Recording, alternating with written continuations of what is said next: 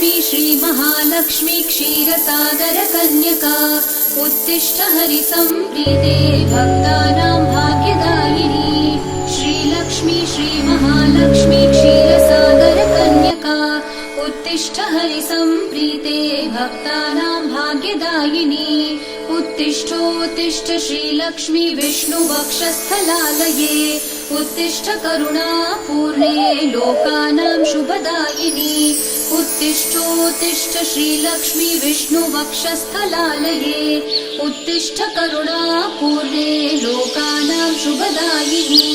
श्रीपद्ममध्यवसिते वरपद्मनेत्रे श्रीपद्महस्तचिरपूजितपद्मपादे श्रीपद्मजातजननी शुभपद्मवक्त्रे श्रीलक्ष्मी भक्तवरदे तव सुप्रभातम्।